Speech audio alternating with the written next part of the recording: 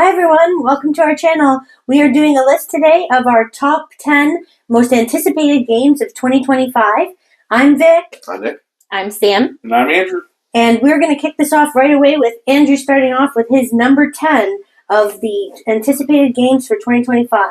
Yes, so our number 10 is actually a follow-up to a game that's in my top 20, I think, of all time, and that is The Anarchy, which is kind of a spiritual successor to Hadrian's Wall. So it's another giant flip and right, where you're going to be moving up and down tracks. I don't know if it's from Bobby Hill or not, I can't remember, but I really like Hadrian's Wall, so this one was very high on my anticipated list. So my number 10, or our number 10 is The Anarchy. I'm pretty sure Bobby Hill. Yeah. Is it? I Okay. think so.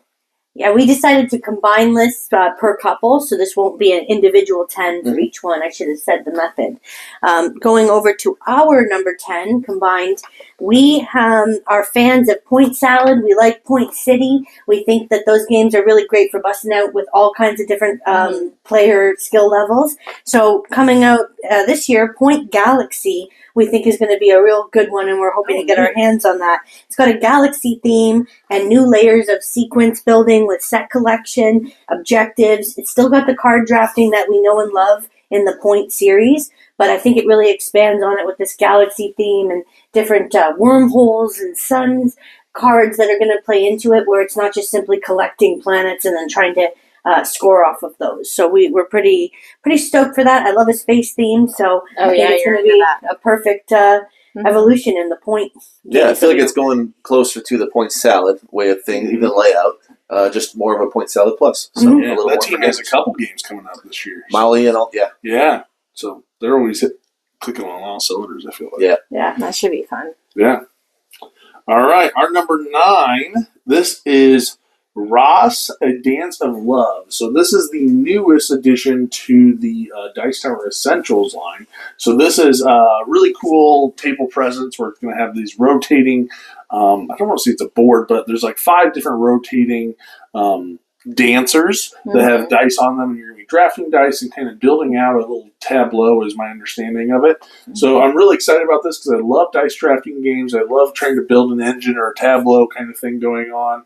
So I know there's a lot of hype around this one, I feel like, right now. Yes. So I'm really excited about that. I love the box art. There's 2 different ones. I hope it's the one that's a lot nicer. You'll know if you see it. But yeah, so that's going to be our number 9, Ross, A Dance of Love. That board looks really cool. Yeah. All right, our number 9 is actually the only one on our list that we backed on a Kickstarter project, and that is the game Millennia.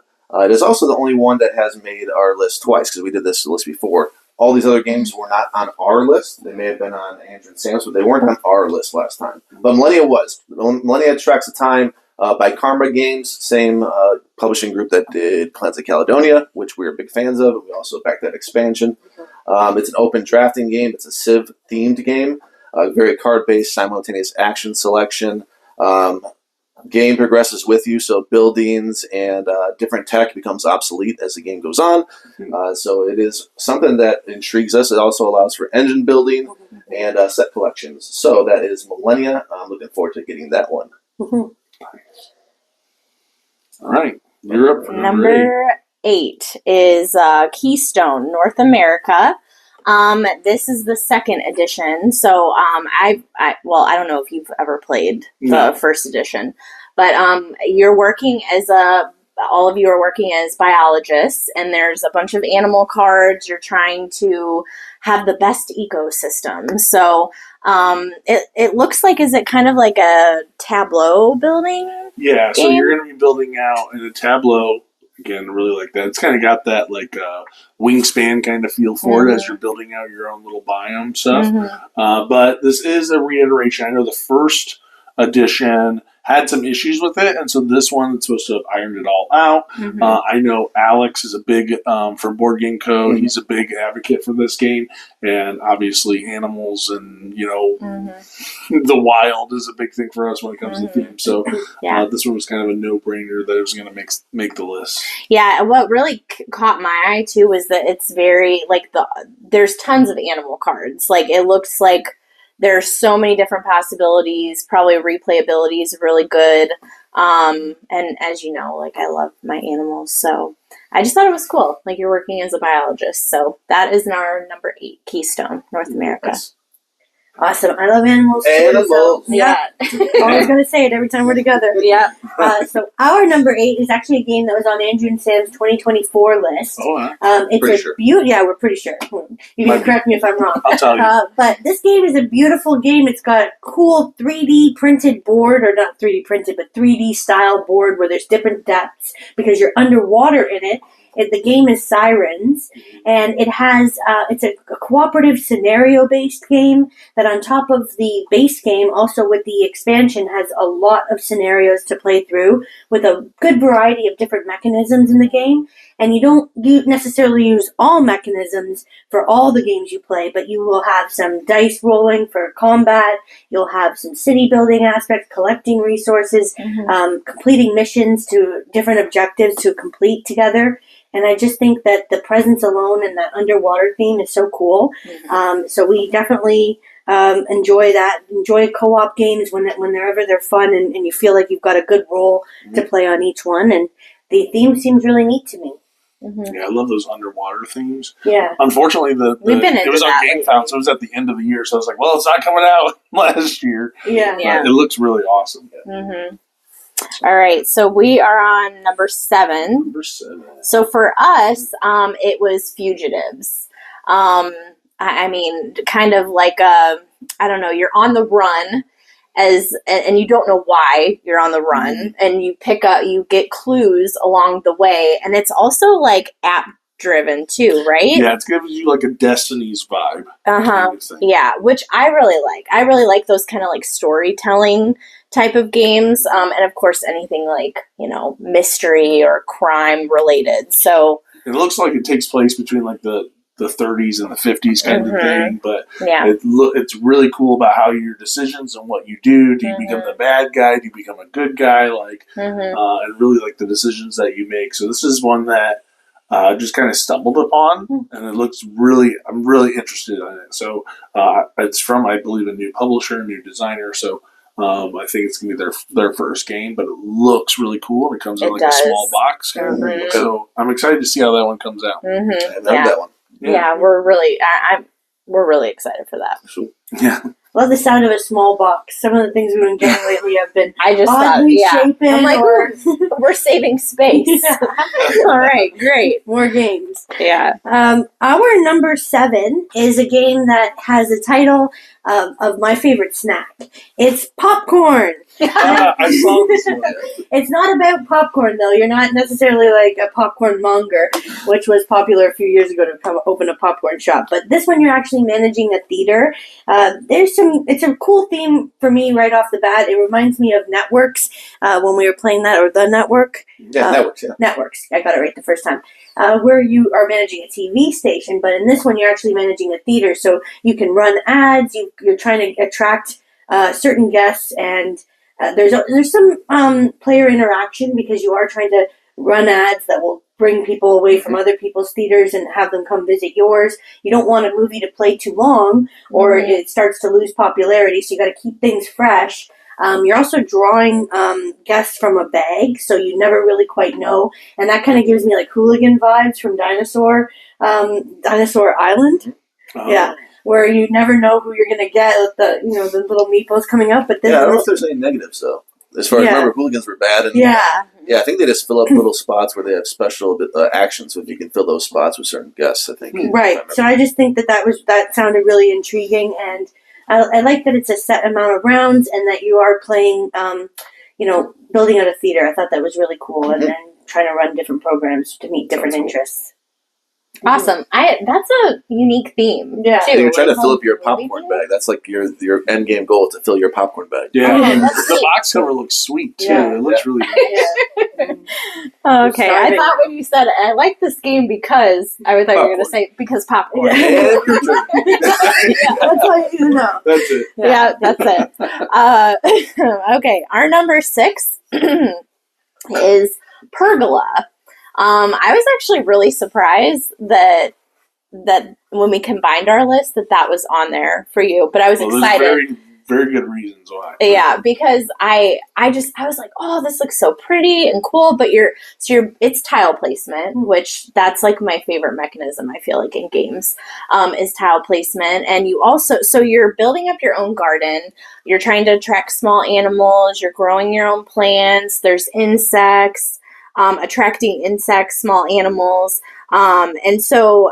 But what is unique about it too is that everybody's garden's going to look different and it's going to score differently. Mm-hmm. So I like that whole concept in games because it's almost like, I mean, you're playing together, but you score your own way. Mm-hmm. And it looks beautiful. Like the art looks The really components cool. are really good. Yeah, it looks really like good quality. So, And yeah. it is being published by Rebel, which Meadow has been a huge hit with us, especially since the expansion. So I'm really excited about seeing this one come from them. And we just mentioned Destiny's in our last pick. One of the designers is the same designer as Destiny. So this is completely different from Destiny's, but I like his work, so I'm kind of curious to see how he can do in this weird realm of building out a garden. There's some action selection, I think, stuff to it too. Yeah, But even there's just a the little more to it components. than like tile placement, but Yeah. there's like extra stuff. Yeah. So it looks really cool. Yeah, and so I'm willing to take a swing on another Rebel game too. They're doing great in my opinion. Nice. All right, our number six. Number six is Andrew. Before you pointed out before we started the video that you probably can guess maybe three of ours. This might be one of them. This might be one of them. This is Chichen Itza by Stefan Feld. I didn't know because of Stefan Feld that you maybe picked this one, but Oh, that's fun to say. so that's a Mayan setting. We have, and normally it's a point salad game. This will still be a point salad for Feld, but it's also fighting monsters on the board. There's an action selection grid. It looks a little dry, but it's not as the typical Stefan Feld, I don't think. And he's been on fire still. We love Civolution, so I was curious about this one. This was actually a new design. Now, if you follow the City series by that Queen does, he's been redesigning and re-implementing a lot of his older games. This is a new design, so I'm super hyped to see what this is. The action selection looks very interesting. I'm interested in that. So it's Euro combined with Ameritrash, but it doesn't look Ameritrash at all. It looks more Euro. So yeah, if it's a new Feld, it's not one I'm really implementing, I'm interested. So Chichen Itza, Mayan setting. I'll look at that. Always a fun theme for us. Yeah. Our number 5, I wasn't sure if we should put this on the list, but it just was announced. Yeah, so literally we had already been like looking at games and kind of compiling our lists, and he brought it up and I was like, oh, this is definitely going on it. This is your number 1. Number 1, let's hear it. Yeah, so it is Forest Shuffle Dartmoor, which is a standalone Forest Shuffle. There's sheeps in it.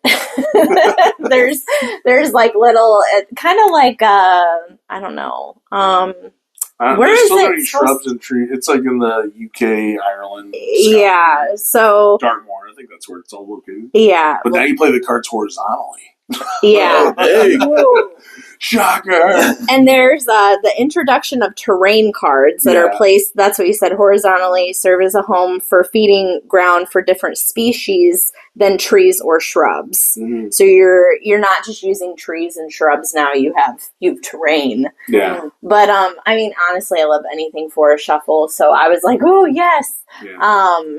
But yeah, because they announced that at the same time as another expansion for regular Forest Shuffle. You literally, I think we just found out like 2 days ago about it or something. Right. So yeah, but that's our number 5. Yeah, Forest that's Shuffle 5. Dartmoor. Yep. All right, number 5 for us is a whatever and right type of game. It is Tend. Tend. It's it's not my usual fare. It's not something that usually be on my list. This genre, but it looks really cool with its chaining. It's beautiful. A lot of colors. It also has mini games, which is interesting. There's a fishing mini game. There's a mining mini game. So there's all these different things you can do. It's got Dice Tower reviews. Now they did a live play, and the fact they did a live play and got a feel for it, and it made their lists at the end, that tells you a lot. It's like, oh, okay, well, it has these little stamp things, these marker stamps. You're marking I off. saw that because we were looking at this game too. Yeah, with the little markers. Oh, you did? I did back it, so we'll play. Okay, beautiful. I did not back it. I just found out about it doing this list. So, Tend, it might even be on your list. I don't know. It's a bigger flip and right, roll and right type game. It's a little bit bigger than the usual fare, which is a positive for me, for my taste. I like those. Tom Vassell says it's his favorite flip and right genre game of all time. That's crazy because it only came in at number 10 for him. Yeah. On his I think it's because anticipated. flip and right isn't that high. Yeah, that's probably why. Yeah. All right. So now we're up to number 4. Number 4 is the next game from, what are they called? I can't remember. They're the same team that published Mind Management, and this last year was Harrow County, and that is Core of Discovery. So this one I'm really excited about. We did back this one. It actually should be, I think, shipping like right around now. At least it's on boats. And so in this one, it's a cooperative deduction game where you are kind of traveling through and there's monsters and creatures. It's supposed to be like the Lewis and Clark.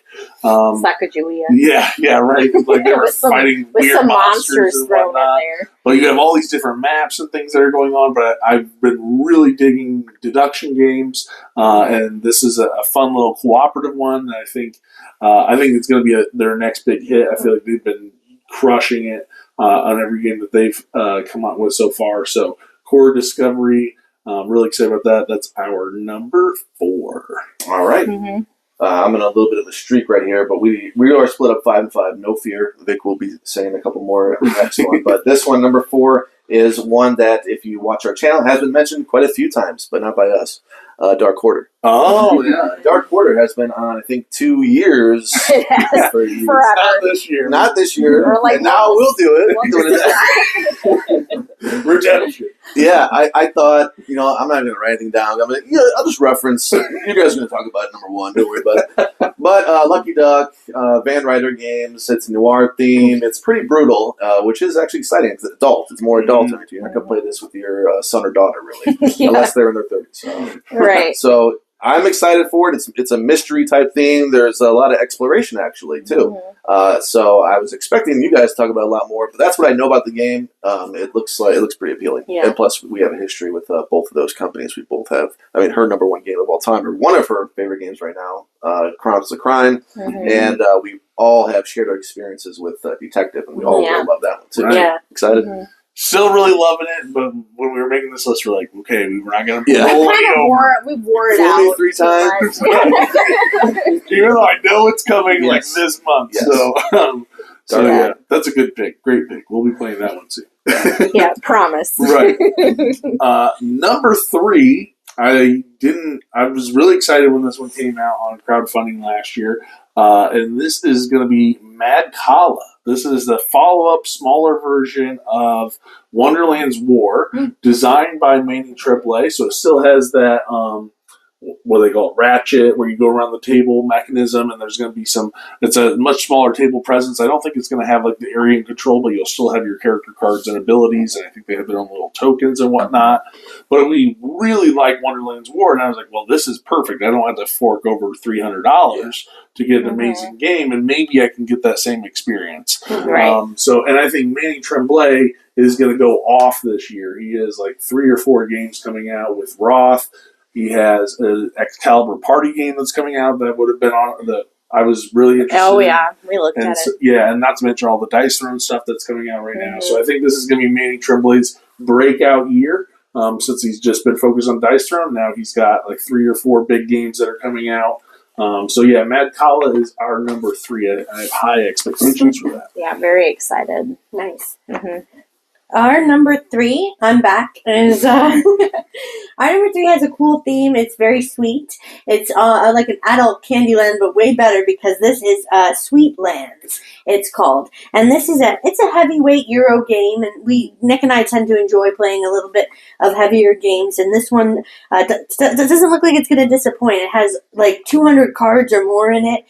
Unique asymmetrical characters in it, which is always fun to have different abilities and interesting decisions. It sounds like there's going to be so many different ways to score off points, like a point salad type of game, lots of bonuses to be had and various actions that you do. The components are super cute. They got wooden pieces that are really well done from what we saw in the preview. They look adorable. You're building out, it's a candy theme, as I mentioned, but it's got worker placement and hand management with city building as well, and different tracks that you're trying to do your best to specialize, but you don't want to just specialize, and you want to also diversify to score points. There's so many ways to go about it. So I think it'll make for a lot of replayability because of all the different ways you can try to approach the game. Mm-hmm. And I love the look of it, of just building out like a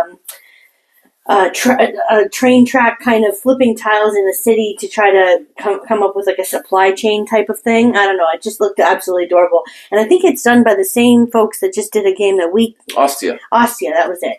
That we just actually got. same publisher, Yeah. same designer. Mhm. He also did Aqua Garden. Mhm. The same. Mhm. Yep. So we think it's going to be really fun and probably make me crave sugar. Probably, yeah. All right, so now we're to our number 2. Our number 2 is actually my number 1, and I'm really excited about this. I think I like this. Well, this is kind of a break-off publisher group. It's called Pika. They're kind of broke off from Fantasia. They're supposed to be like their more family weight game, and this is Flow. This is still seems pretty heavy for their lighter weight games, but this is kind of the next big game after Unconscious Minds and Endless Winter.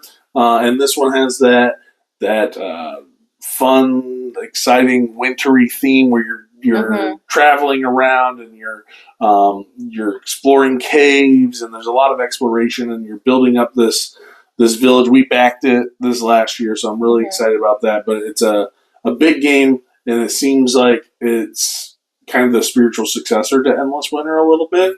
So Except it's got like cute little, like, I don't know what little critters people or that you play with. creatures or yeah, it's anthropomorphic as well. Yeah. So it's got these really beautiful art and whatnot, but it's got a lot going on in the game.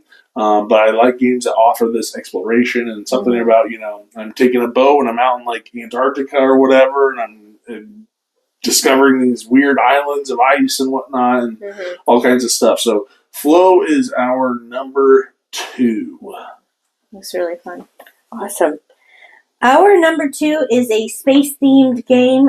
This is one that we don't have like too many details about just yet, but it is Transgalactica. So this is a space theme, as I mentioned. It's designed by Daniele Tascini, and we are fanboys and girls of Daniele and Devere, which is the publisher.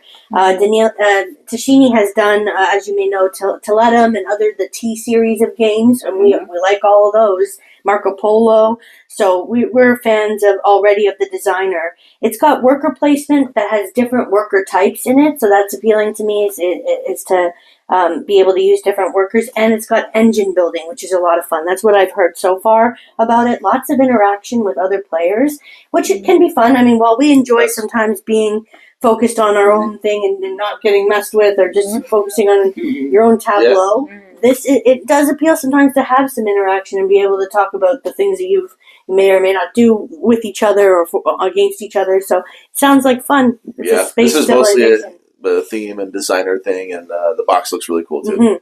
I was curious how many Devere games you have on your list, because they announced like a whole bunch of them. I think that's the only one. Yeah. Is it? Wow, okay. Cool. All right. And then that brings us to our number 1.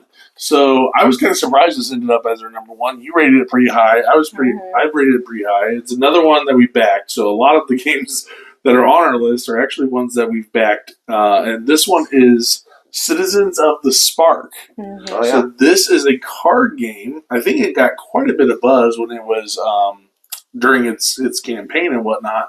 But this is a card drafting, engine building combo game. Where you have all these different citizens, and I think you use different ones each game, but as you collect more of the same ones, it becomes more powerful of an action, and then you're going to be able to use those actions to do whatever each citizen has its ability of. And so this is another one I think Alex Radcliffe was a big champion of as well, but we've been really feeling these like smaller card games. And so this was right up our alley. And so I was kind of surprised how highly you put it up there, and it ended up becoming our number 1. So yeah, Our number 1 is Citizens of the Spark. Did you have anything else you want to say about it? I mean, I of course, I pay attention to the like little details and like the art and course. stuff. And what got me was it's also animals, Yeah, right? of course. And so it just looked like they had one that looked like Anubis, or I don't know. They Oh, were yeah. almost like kind of royalty looking animals, Oh, and it's like a card game. And so yeah, like Andrew said, we've been really enjoying the card games lately because it's so easy to set up, so easy to tear down. We can do it when the kids are in bed and still have a good time. So and it still feels like you're really, Right. doing something. Well, and I love being able to like craft some combos. Like if I can just have a turn where I'm just like triggering off some awesome things and I'm building up my engine.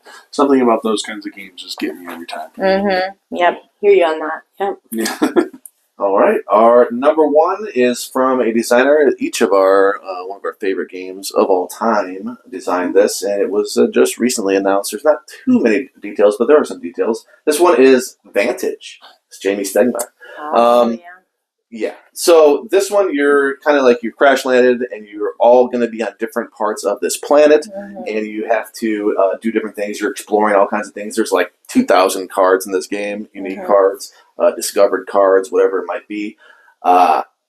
Stegmaier, new game, looks cool. I'm super interested. He's spoiling things every week, kind of on the BGG forums, and it's one of the, like when I look at the definition of anticipated, I think this belonged at number 1 because I am so curious. I am so hyped, and to see what is going to come out. Will it be a disappointment? Will it be as amazing as I hope? I don't know. I'm just anticipating it so much that it had to be my number 1. Yeah, makes sense. Yeah. So that was Vantage. very close to being in our top 10. I am super excited about this game, so I'm glad you guys had it because there's going to be an honorable mention because it gives me like that Seventh Continent like feel where you're exploring, but you're also cooperatively trying to help each other from around this world. Yeah, you can still communicate across the planet. It's a super cool idea. The card layout looks really cool and simple. I love the artwork. It looks really cool. Yeah, I hope he has it nice and balanced, streamlined for us. And I saw setup time is 2 minutes. Really? Wow. I didn't know That's that. setup time's 2 minutes. Oh, Wow. that's nice. So it seems like it's a board and cards, and you just have It's at like, yes, finally.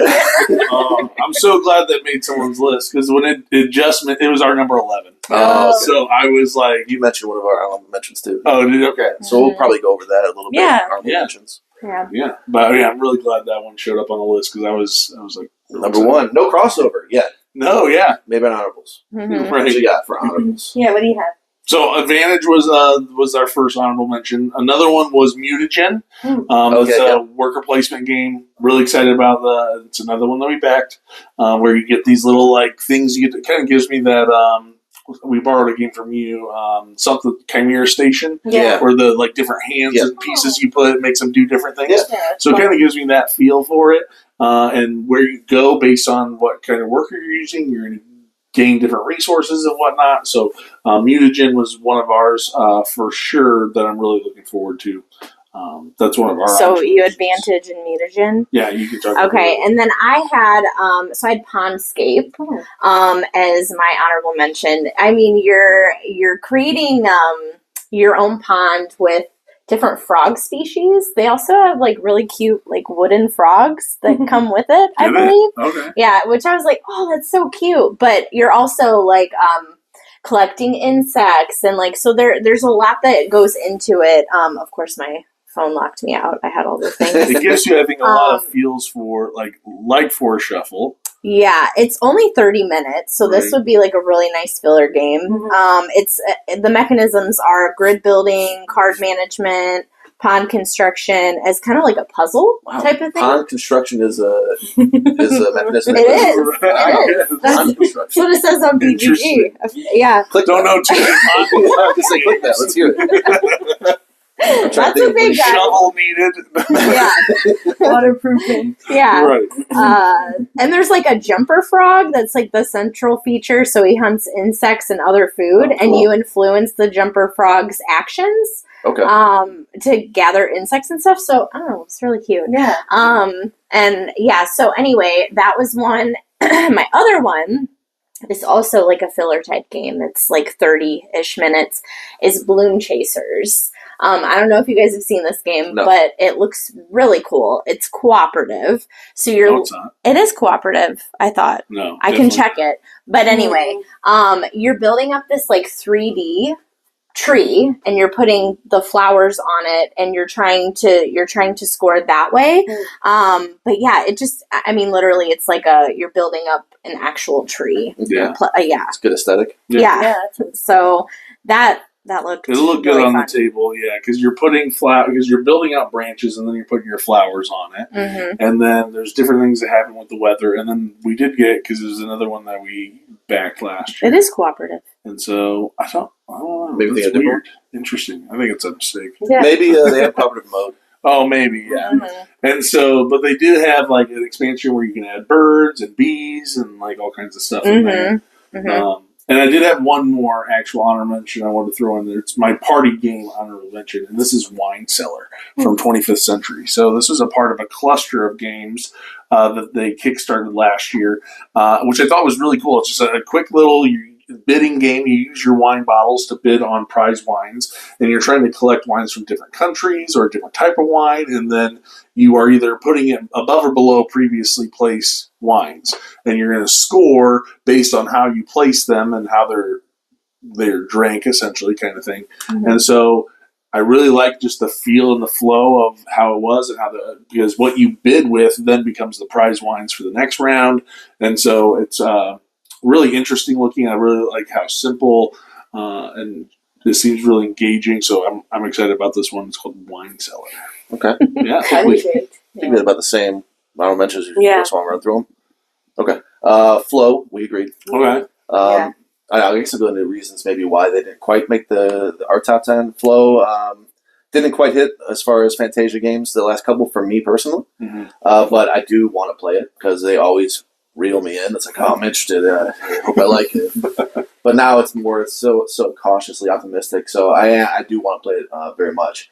So Flow is one of them. We had Unstoppable, which is John D. Clare, but it is more geared solo, so it didn't quite make the list. You can play that too, but if it's best at solo, it's not going to make my list. A lot of setup too to get it ready, that game. Unstoppable is one if you're a solo player, you're probably going to want to check out. We had Restart, looked interesting. Oh, yeah. Couldn't quite grasp everything going on, so it didn't quite make the list. It was a little weird of a teach when I was looking at it. And Forsaken, which I backed and had canceled. I just don't know because of the designer. We had Ruin Nation, which didn't quite hit for us, and that was his last design that we played. Trevor Chance, I think his name is. But it looks really cool. It's Dice Tray's first game publish, so it's going to look really fantastic. All your boards are going to be the dice trays, your health, and all that. So I think of maybe like the Reckoners. I think of something like that. Oh, yeah.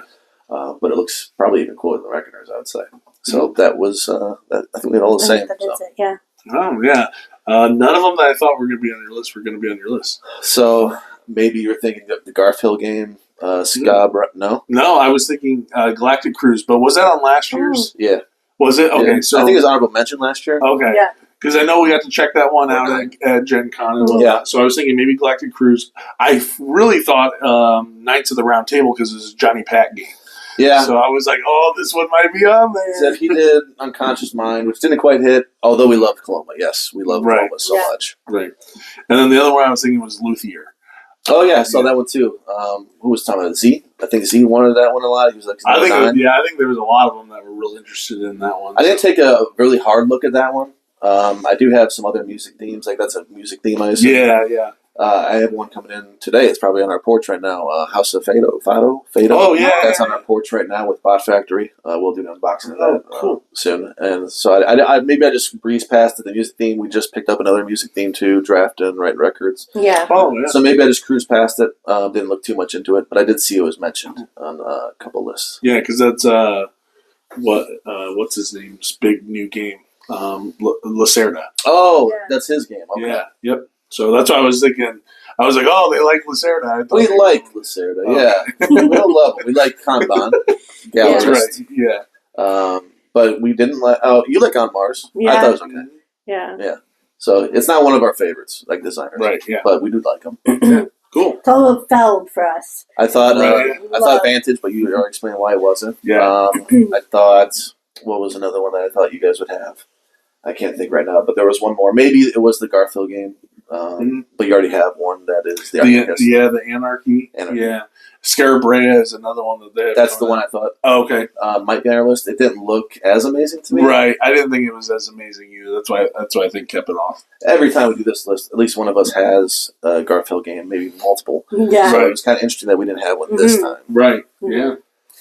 Well, those are our most anticipated games for 2025. We hope that we're not disappointed if we can get our hands on most, if not all of these games. You never know. Right. Sometimes the hype is there and then you get it. And, Or you get it in 2027. yeah. Right.